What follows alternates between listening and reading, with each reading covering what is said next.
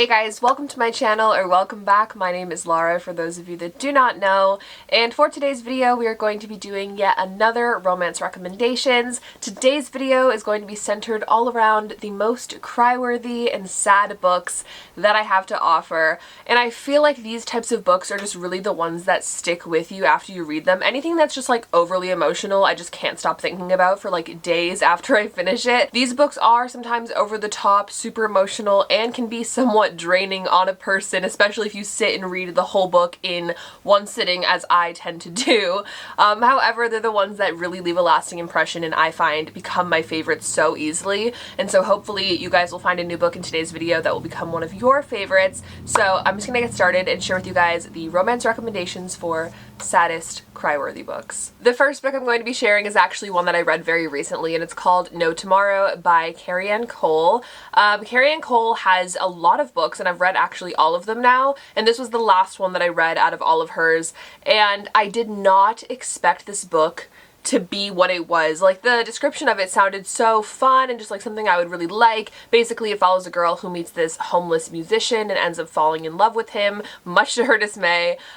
Something happens and they stop talking, but years later she discovers him again and he's a famous musician now, and they have like a second chance. From that description I was like, okay, this sounds pretty lighthearted. I mean, there might be a little bit of emotional baggage coming from his side, but I'm sure it'll be nothing crazy. This book was crazy. When I tell you, first of all, it was really long. It was a really long book. I did not expect it to be as long as it was. Second of all, it just takes you on the biggest emotional roller coaster of your lifetime. I was not expecting it to be so hard-hitting, to be so emotional. It was to a point where I was reading this book while I was sitting next to my boyfriend and I started crying, and he was like, what's wrong? Like, what's going on? So I start telling him about the book and he was like, oh my god, like, that's horrible, like, that's so sad. Like, he was like emotionally like saddened by this book that he wasn't even reading. Like, it was just so much, but also I really loved the book. It was so fantastic. The story was just really great, and I highly recommend it. Even though it was an emotional roller coaster, I do think a lot of you guys will really enjoy it. Lots of really good aspects to this book, really great writing. I love Carrie Cole's books, but it was definitely crazy, so I highly recommend that one. Next book is one that I talk about all of the time as being one of the saddest books I've ever read, and that is Underneath the Sycamore Tree by B. Celeste.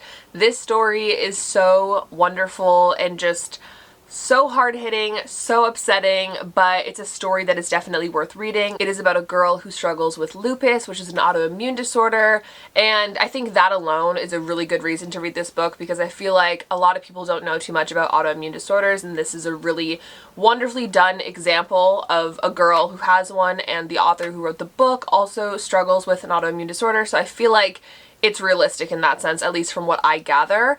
But it also deals with a girl falling for her stepbrother, who she never knew until like they meet when she's like 16 years old, I believe. So it's very like not weird in that sense. In fact, a lot of the story is barely about that. It's more about her and her journey. But it's definitely emotional, so sad. I literally cried myself to sleep the night that I read this book, and it was totally worth it because this is such a phenomenal story that needs to be heard. B. Celeste has a lot of wonderful books, but this one is definitely the one that I recommend you read if you have not, because it's just that good and that important. So highly recommend Underneath the Sycamore Tree. Next book is All Your Perfects by Colleen Hoover. You guys may or may not know, but Colleen is like my favorite author. I just love everything that she does, all of her books. And in fact, a lot of her books deal with different emotional things and a lot of crazy stuff. However, All Your Perfects is one that I found to be one of the more emotionally hard-hitting books, even though I'm sure like other people could disagree. She has a lot of crazy stuff that she does in her books that are really emotionally draining. But this book, however, deals with a girl who is struggling with infertility, which is another topic that I didn't know too much about. I didn't realize how common it was, and I didn't realize how upsetting it can be for a woman. This book just really shines a light onto this issue, and I didn't expect it to be so moving and so wonderful, but it was.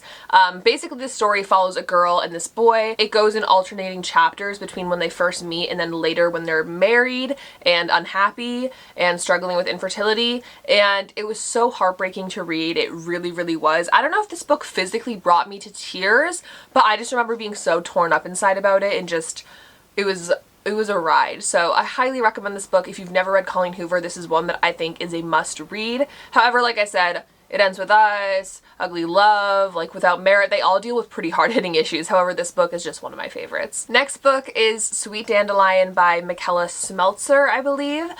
This is another one that I read quite recently. I talked about it in my last video, which was my book unboxing. This book follows a girl who ends up moving in with her brother after tragedy strikes at her last high school, and there is a school shooting that injures her and kills her mother, who's a teacher at the school. And so she's left with no parents. She goes and moves in with her brother and starts a new school for her senior year. And so the school, aware of what happened to her previously, assigns her to a guidance counselor on a daily basis where she goes and talks to him, and she ends up falling for him, and it's obviously really taboo and kind of crazy, but that aspect of the book is really good. Also, the aspect that deals with her trauma and just thinking through everything that happened to her is so emotional and sad. I loved the romance in this book, don't get me wrong, but I equally loved just the parts where it delved into her and her emotional state and how she was coping with things, and it was just done so beautifully. Again, a lot of emotional baggage throughout this story, and it's really a lot to read, but I think it's absolutely worth the read and really a wonderfully done book, and it really combines that emotional aspect and also gives you a little bit of a taboo romance, which you guys know I love. So for that reason, I highly recommend this book. I really think you guys would like it, and I think you should read it now. Next book I'm recommending is The Coincidence of Callie Kayden by Jessica Sorensen. This is a book that I read so long ago, like when I first started my booktube, and I have not revisited it. However, I do remember it being so hard-hitting. I remember I was in high school when I read it, and I finished the first book, because I believe there's two, and it ended on this insanely emotional, crazy cliffhanger, and I went to school and I was like, visibly upset the whole day at school because of this story. Basically, the story follows these two people in high school, and they have an interaction where they meet and one of them ends up saving the other person's life, and later on they go to the same college and they meet again. They're both struggling in their own ways mentally. Again, I'll put trigger warnings for this book specifically and maybe some of the others because there are some pretty crazy things that happen in this book and just things that are mentioned that can be a little bit intense at times, so I will put trigger warnings in the description as I usually do. But this book, yeah, it just deals with them and their relationship when they meet up again in college and they can't seem to stay away from each other, but they're both very damaged human beings and it's hard for them to kind of come together as one when they're both dealing with so much on the outside.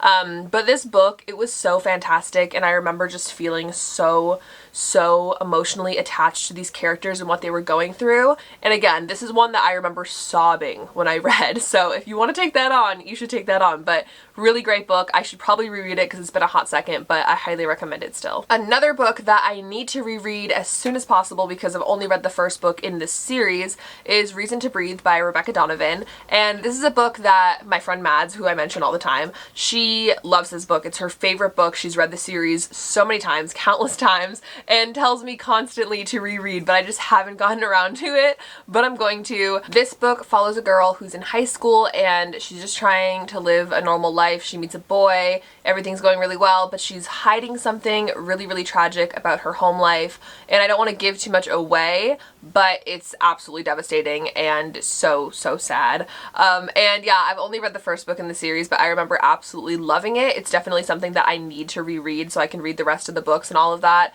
but I highly recommend this book. I really do. I just think it's so wonderful, and I haven't read a lot of books that deal with the similar issues that go on in this story, so for that reason I think it's important and it has a lot of value. Next book I'm going to be recommending is Until Friday Night by Abby Glines. This is a part of a larger series, but it's the first book in the series and you can just read this one, but it follows a girl who has tragedy strike in her family so horribly. She moves in with her aunt and uncle, similar to the last book, but it leaves her not wanting to speak, so she kind of becomes mute. She doesn't talk to anybody, doesn't say a word.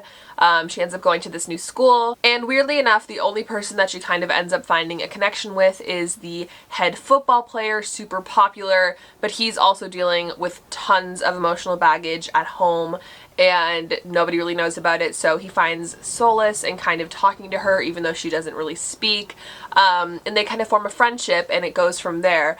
I highly recommend this book. It's one of my favorites. I love Abby Glein's books in general, you guys may know that, and I just find that her books have a really easygoing style to them. They're so fast paced, but this one in particular I think brings a lot more to the table. There's a lot more to offer with the kind of topics that are explored in it, and again, super emotional, but definitely worth the read. Another book I talk about a lot is Wait For You by J. Lynn. This is another one that's a part of a series, but it's the first book and you can just read that one. But this follows a girl who, after having a really tragic high school career, she moves away for college and she doesn't know anybody in this new town, and she's not really interested in getting to know anybody, but there's this boy that she meets on the first day of class, and he ends up living across the hall from her in her new apartment complex, and he's very persistent and wants to get to know her, but she's kind of hiding a lot about her past and who she truly is and everything that she's gone through, which is very emotional, very sad, and you kind of get to see that throughout the story. I highly recommend this book. I think it is so phenomenal. Again, I'll put trigger warnings in the description,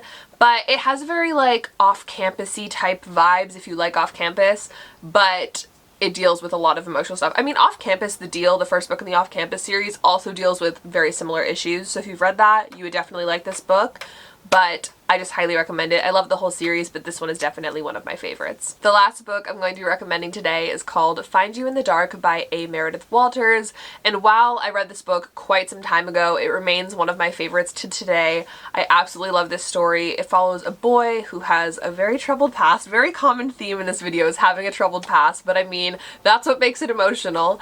He has a very troubled past. He ends up going to this new school, and he meets this girl there. They have this instant connection, instant chemistry, and they start hanging out, but he's hiding a lot about his past and a lot about his current situation, and he doesn't really want to put that onto her, but it ends up kind of exploding, and it's very emotional. I know there's a second book as well, so I think it's kind of like a duology, but this story, it's so emotional. Even the first page of the book, it's kind of like a flashback of like a scene that happens in the story. You read this first page and you're like, oh my god, what? Like, you're already in the thick of it by the first page. So I highly recommend this book. It's one of my all-time favorites, and again, trigger warnings in the description for this book and for all of them if they have them. I definitely want to hear about the most emotionally draining book you guys have ever read, so leave me a comment down below letting me know what it is and if I should read it or not. But I hope you guys will enjoy some of these recommendations, even if I make you cry. I'm sorry I did that, but it's worth it in the end, I promise, because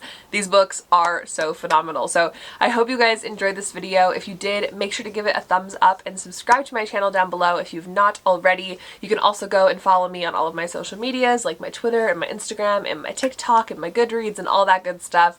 But for now, I will see you guys very soon in my next video, and I hope you all have an absolutely phenomenal day. Bye!